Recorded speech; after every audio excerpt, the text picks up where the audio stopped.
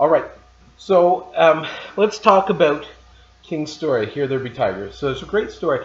I want to talk about it critically, but as we talk about critically, I think then we're going to get to see the craft of a writer and why it's such a great story. There's some stuff at work here that's pretty cool.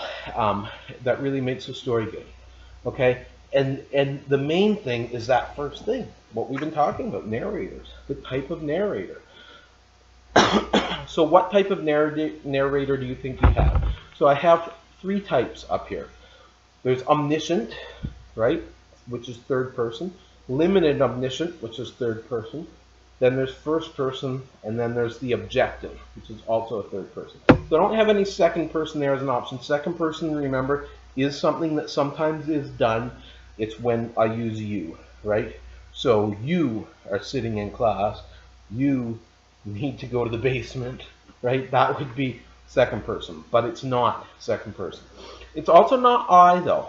It's not I need to go to the basement, right? It's Charles. It's Charles.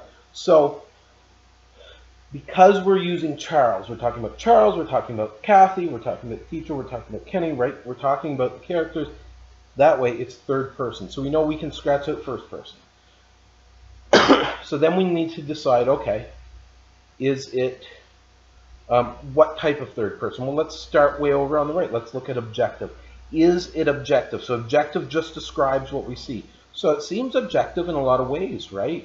We don't get to see around the corner. We don't get to see the other side. We see Charles outside of the bathroom and then inside of the bathroom, and we only see kind of the tiger from this angle. It's around an L, and we only get to see it when we go around the L. So it seems objective, but there's something that tells us it's not objective, which is we get to see in Charles's head. In brackets, we have Charles' thought. Objective doesn't see in Charles' head, so we know objective's off the table. So then we have omniscient or limited omniscient. Well, we're seeing in Charles's head, so that's something. Do we see in anybody else's head? For that matter, let's go back to what we were just talking about. We have to go around the corner with Charles to see the tiger. We don't know there's a tiger waiting in there until he goes in there. We don't know what happens once he closes the door. So it's not omniscient. It's not just full omniscient. It's limited omniscient. Okay? So that's third person. That, we know that for all those reasons, right? We can see in his head, but we can't see the things that he's seeing. But he's not talking about himself, so it's not first person. So that's our explanation. Okay. Now we get to the real question. Okay, so why does King use that kind of narrator? And how does it help the story? I think that's the genius of the story. I think if you change the narrator, this story changes a lot. Okay? You might be able to get away with the first person. But I think we're left a little bit like, what's going on with that tiger? Why is there a tiger in the bathroom at this school? It doesn't make any sense. And King's not going to explain it to us. If it was omniscient, he'd have to explain it to us. But because it's not, we have to think about it a little bit. We have to try and figure out ourselves. Do we think that he's really seeing a tiger? Do we think there's a tiger really there even? We have to ask that. Because we're kind of seeing what he sees. I think if we were in first person, we'd be questioning that even more, though. We'd be like, whoa, maybe Charles has a really,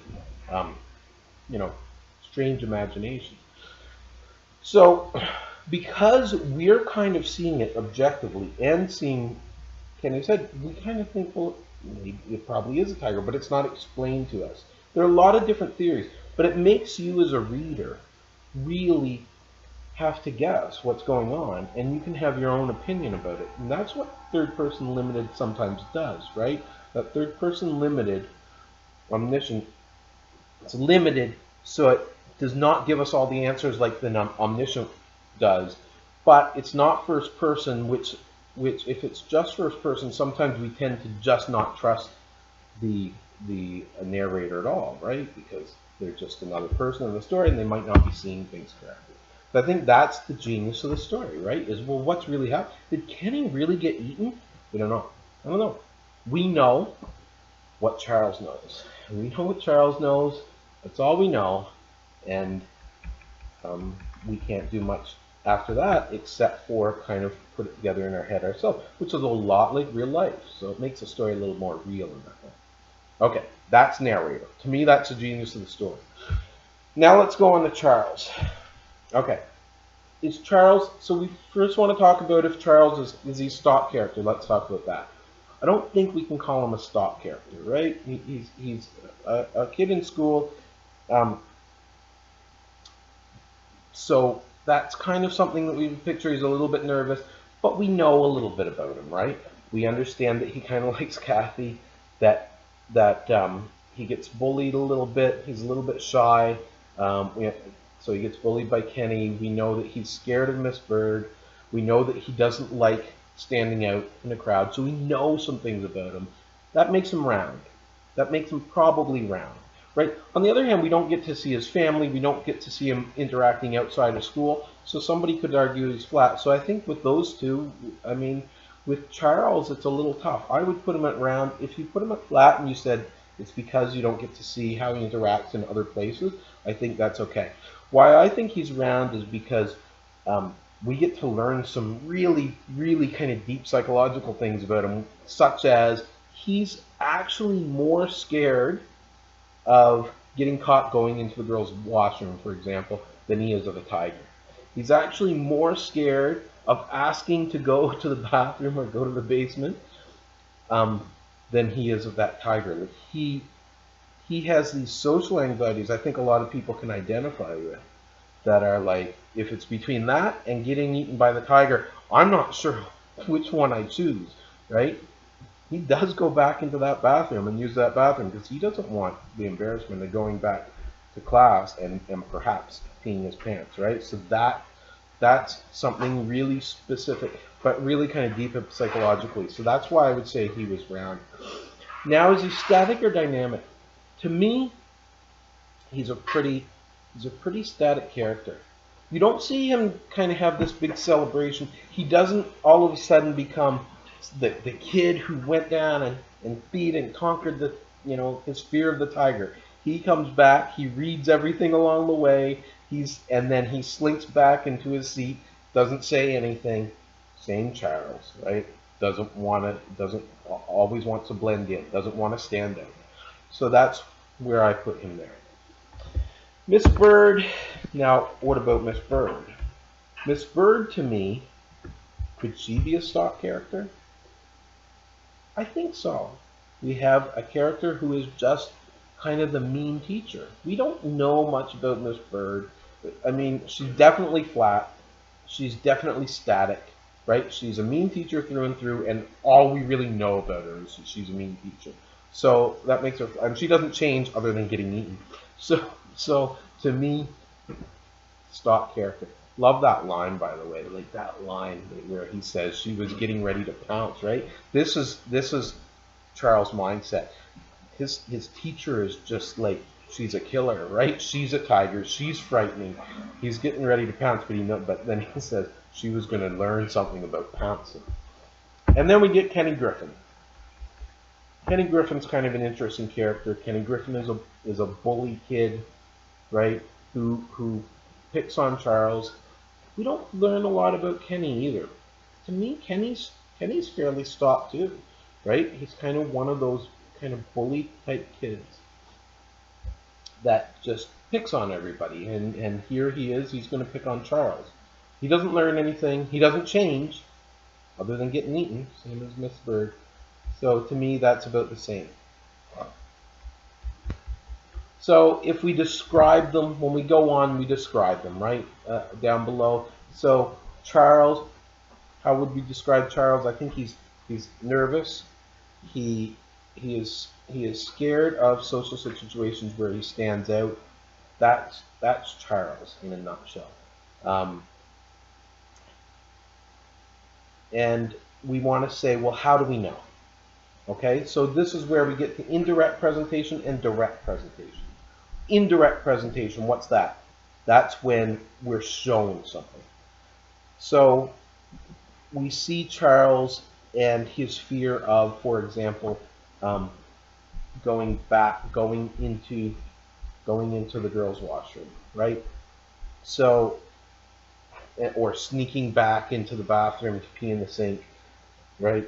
We know that he's a person who is super scared that he's going to kind of stand out in that class. Direct presentation.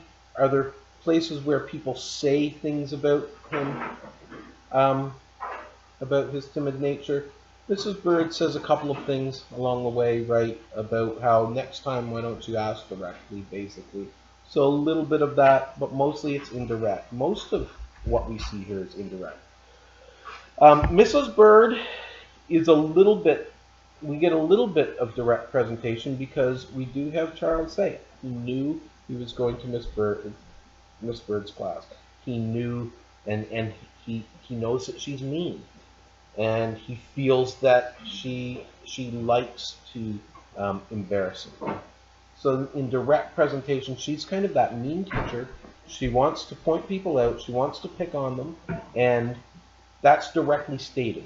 And then we see her doing it. We see her doing everything that Charles actually says. So that's the indirect presentation, right? She embarrasses him. She tells that little bit where she says you need to go to the bathroom to urinate, right? She's embarrassing him.